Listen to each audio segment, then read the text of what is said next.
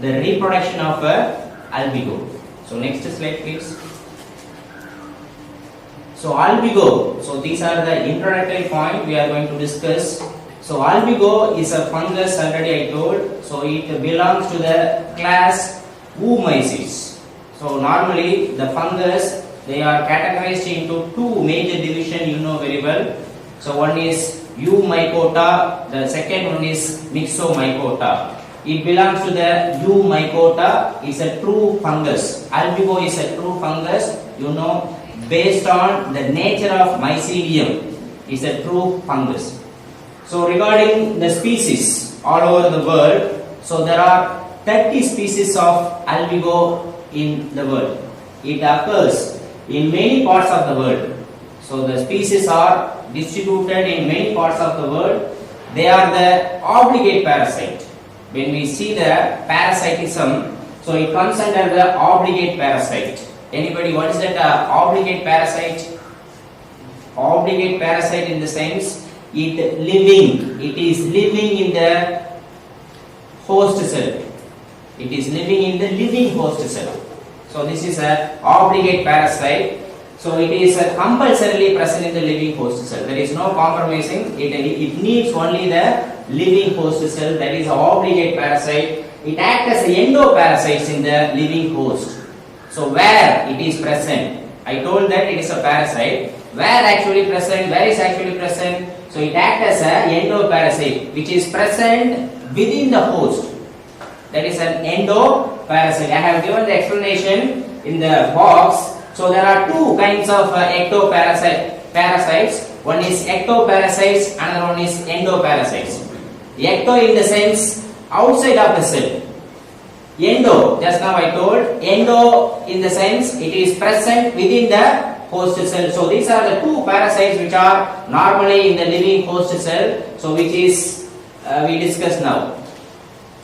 The next slide please. So it causes, albugo is a fungus which is causing disease in plants. Plants, there are many groups, higher plants, lower plants. So what kind of plants are susceptible to this albugo? So is it a lower plant or higher plant? It mainly targets higher plants.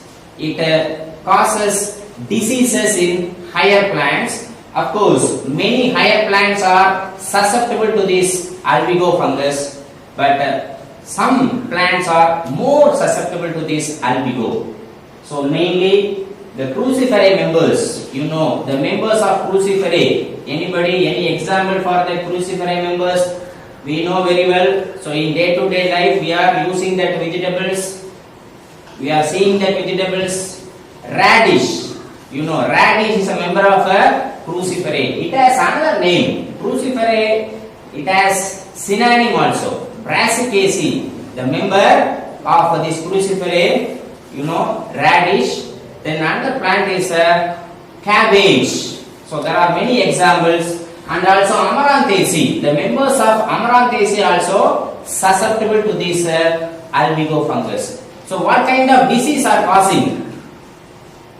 So I told that it causes white rust disease in members of cruciferous and members of Amaranthaceae specifically, right? Frequently. The next slide please. So I told that the example, the member of the cruciferous radish, Raphanus sativa. Raphanus sativa, this is a botanical name of radish. Next. So this is another example I told, cabbage. Next. So you know, what is this? Anybody? Green vegetable, green leafy vegetable, right? So kirei, in Tamil we are calling kirei. So people are selecting the particular bundle of that greeny vegetable or leafy vegetable from the group. Why they are selecting? Why they are specifically selecting this bundle? Any idea? She is selecting a good one because some diseases are occurring on the and the bundle, right? So this is a reason she is selecting a good one from the group. Next, please. So albugo, I told that there are many species of albugo. 30 species I told in all over the world. In India level, there are 18 species of albugo have been reported. So among these 18 species, not all the species are frequently causing diseases. So in that only 4 species are causing diseases frequently in Amaranthacea and Cruciferae members. So these are the 4 frequently occurring species in India, namely Albugo candida, Albugo portulate, Albugo platensis and Albugo ipomia panduranae. So these are the 4 species among these 18 which are causing frequent disease, white rust disease in members of Cruciferae and Amaranthacea. Next. So it's a common species I told. Albugo candida is one of the common species which are causing frequent disease in Amaranthacea members and Cruciferae members. So these are the members I told already. So it causes white rust. What is that white rust? So you know the meaning white. What is that rust? Right? So white rust, it causes white colored rust. The symptom is like this, right? So when we see that symptom, so it also like blisters on the surface of a leaf, white colored rust like structures on the leaf portion. So that is an indication or symptom of that albugo infection in Amaranthacea and Cruciferae members. Next please. So these are the symptoms. Normally this infection occurs on the aerial parts of the plant. So what are aerial parts? Any idea? So here you are seeing the plant, the whole plant from the root to fruit or leaf, right? So here what are aerial parts or what are underground part? The parts which are present inside the soil. So these are the underground parts. So all other parts above the ground, are called aerial parts. Albugo which are targeting the aerial parts of the plant, right? So is it clear? So next, so these are the aerial parts. Now we are coming to the symptoms of this white rust. So once the infection started, how do we know the infection started? It will show some symptoms. So these are the symptoms. So we can see on the leaf surface of Cruciferae and Amaranthacea members. So white, shiny and irregular pustules on the lower surface of the leaf. So here you are seeing the white colored, shiny as well as the irregular pustules. What is that pustules? So what we call in Tamil, so koppalam pondra. So this is the actual meaning of that pustules. So these are the symptoms after the infection. So we can see on the leaf surface of albugo. So this is a later stage infection. This is a mature stage infection. So once the infection started and it will reaches a maturity, we can see the erupted, the combined form of pustules. So this is a erupted pustules. So based on these symptoms, we know the infection started, the diseases occurred in plants, Amaranthacea and Cruciferae members. Next. So the infected parts become abnormal. In addition to those symptoms, the infected parts become abnormal. What is the meaning of abnormal? So it is not a normal actually. It may be above normal or below normal. So here the abnormal condition in the form of hypertrophy. You know what is that? Hypertrophy.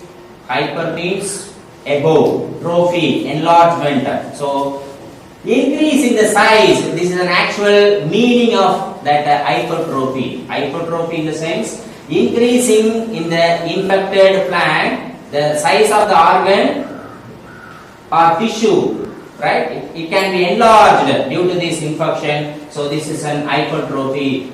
So as a result of that hypertrophy, the leaf become thick. The stem is malformed. So I will show the picture in the next slide. Next, please. So this is a hypertrophy, the infected plant which show hypertrophied condition. So it is because of the due to the enlargement of the cells within the host plant. Next. So in addition to this leaf, I have shown the leaf only. Other parts also affected. So slowly, gradually it is spread to other parts of the plant. So namely sepals, petals, stamens and carpels also converted into thick and fleshy structure. So the infected flowers become sterile. So they will not produce their future generation, right? So it will become a sterile and the growth of the entire plant is stunted. What is that stunted? What do you mean by stunted? Any idea? Stop. The growth is affected. The growth is stopped. At one stage, the growth is stopped completely. So this is stunted in growth. Next. So this is a picture of infected the leaf. So the first picture is Raphanus sativus leaf. The second thing is hypertrophied stem. So next please. Once the fungus mycelium enter into the host tissue through the stroma, it reaches the tissues, it reaches the cells. Actually, it is an intercellular parasite. What is an intercellular parasite? Any idea?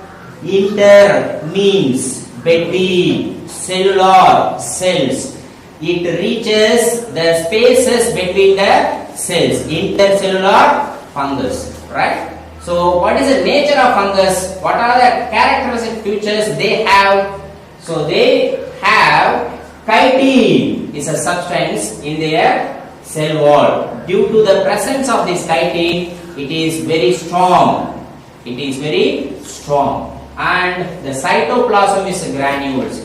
The fungal cytoplasm has many granules. In addition to that, the cytoplasm of this fungus have nuclei, vacuoles, oil globules and glycogen bodies also. So these are the other things which are present in the cytoplasm of albugo fungus. I will show the picture also. Next.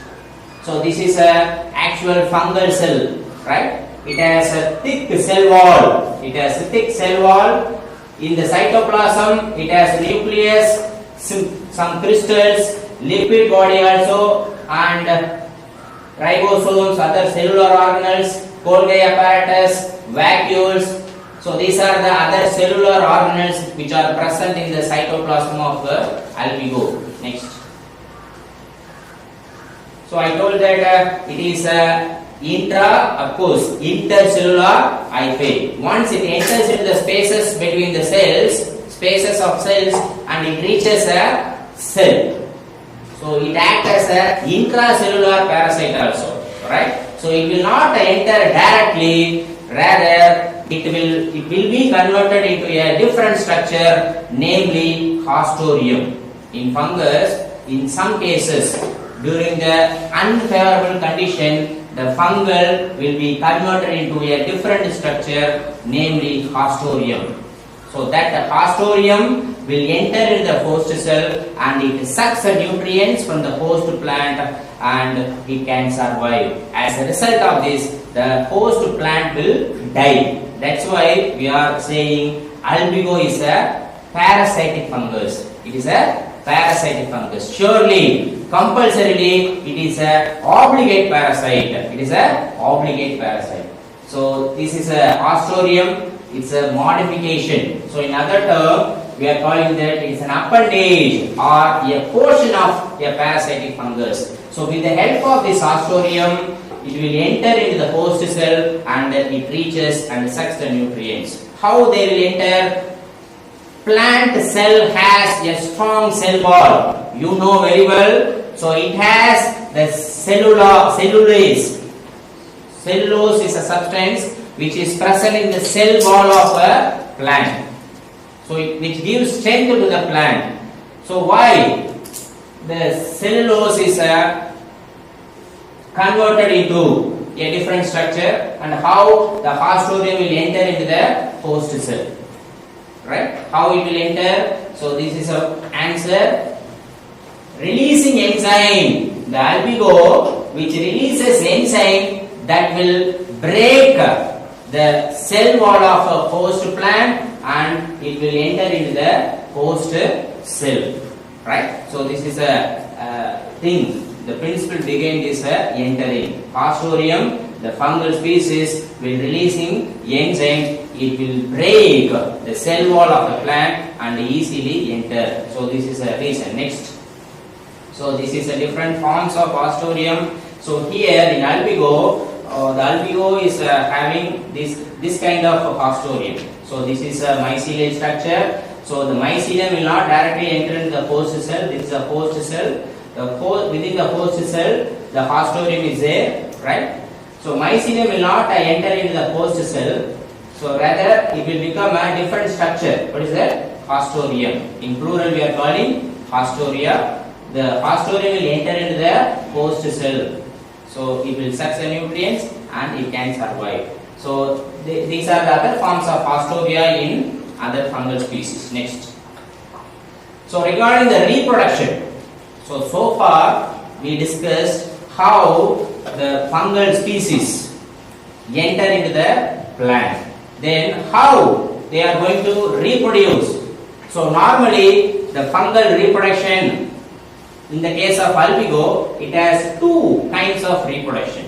So one is asexual, another one is sexual. There is a thing. So asexual. Please take out the word A, right? So first one is asexual. The second process is sexual, right? What is asexual process or asexual reproduction? So without the involvement of sex organs, if the reproduction takes place, that is asexual reproduction. Then how the reproduction taking place in the fungus without the involvement of sex organs? So by the formation of a different structure, a special structure, namely conidia. So I will show next slide. So asexual reproduction taking place in albugo by a multinucleate. So multinucleate in the sense the spore has many nuclei. So this is a conidia. This is a conidia. So through this conidia, the asexual reproduction taking place in fungus. So it is arranged. Once the conidia are formed, it is arranged in a basipetal chain. Any idea what is that basipetal chain? The spores are arranged in a basipetal chains. The spores or conidia are arranged in a basipetal chain in the sense the newly formed conidia at the base, the oldest conidia at the top. So this is the meaning of that basipetal arrangement. So I have given in the parenthesis youngest conidium at the base, the oldest conidium at the top of the chain. So normally the spores are arranged in a chain form. So that is a basipetal chain, right? So where the basipetal chains of spores are produced, so it is produced on a short, erect, club-shaped structure called conidiopore or sporangiopores. Here the diagram, the picture is here. So this is a normal mycelium or hyphae. From this, so there is a conidiopore formation. So on that conidiopore, the conidia are formed. So the mature conidia, the oldest conidia at the top, the youngest conidia at the bottom. So this is a basipetal arrangement in the albugo asexual reproduction. Next. So once the fungal species, the mycelium of fungal species enter into the host cell, it forms conidiopore. That is a formation of a conidiopore. How the conidiopore is forming in the host cell? So actually the entered mycelium, which is collected beneath the epidermis of a host cell, there the sporangiospore or conidiospore will form. So the apical end of conidiospore is a multinucleate. So club shape, this is the actual meaning of a club shape. Club in the sense, club shape, what is it, a club shape? The tip of a conidia, the tip of a conidiospore is enlarged. Then the apical end of conidiospore is multinucleate, thin-walled and densely cytoplasmic. In the next picture, we have that picture next. So this is actually conidiospore. The tip of or the end of conidiospore is it is swallowed, right? So it is swelled, and from this there are many nuclei are formed, right? So in the next slide we can see how the conidiospore are formed. Next, please. Conidia are formed on a long basipetal chain at the distal end of the conidiospore. So this is a apical end, apical, what do you mean apical?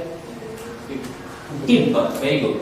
So the tip of a conidiospore, so this is a apical region. So distal region in the sense the base. So here, so there is a constriction.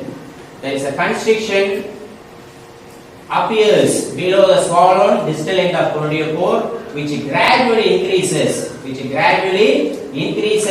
from the periphery to center. So actually the constriction start from the outside. What is it? Periphery. The meaning is outer. So it is started from periphery to center. Then the constriction is stopped. There will be a septum formation.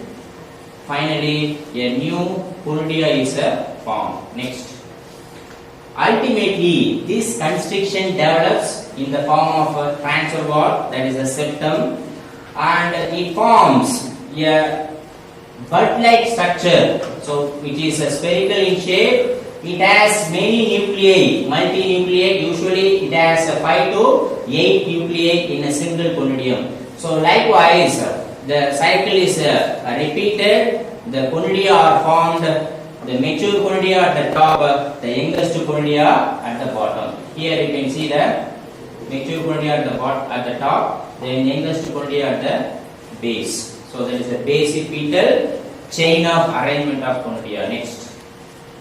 So this process is repeated several times, and finally the chain of conidia is formed in a basipetal arrangement. So that's the thing we discussed. Next. Then once the bud-like conidia are formed, still there is a connection between the conidia, right? So what is that connection? Why they are joined together? So why they have a connection? So that's a reason. There is a substance called mucilaginous substance or mucilaginous disc. So technically we are calling disjunctor. That disjunctor which connects the conidia or conidiospores. Due to in the next stage, the conidia are separated. So because of the pressure exerted by the outside. So it is from the outside. So that pressure which separate the conidia, and the conidia are separated, and this conidia are exposed outside. What is that? Exposed outside. So we can see the white crust on the host surface, right? Once the conidia are exposed, so we can see externally the white crust on the leaf surface. Next. So far we discussed the morphology and the reproduction of albugo. So we discussed many points in that morphology and reproduction. So other thing will be discussed in the next class. Any questions?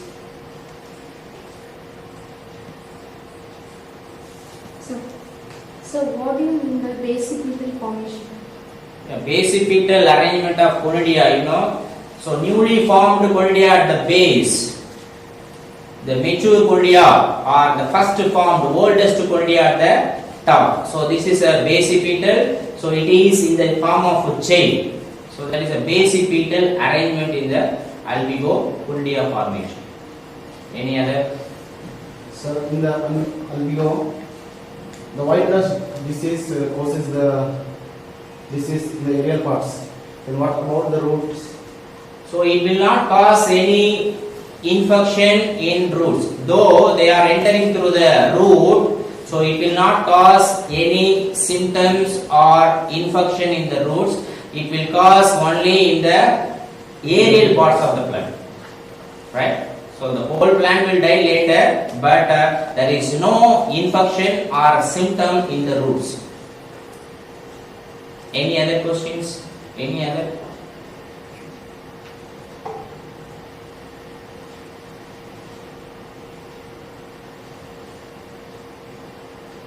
Thank you for your patient listening. We will see you in the next class. Thank you.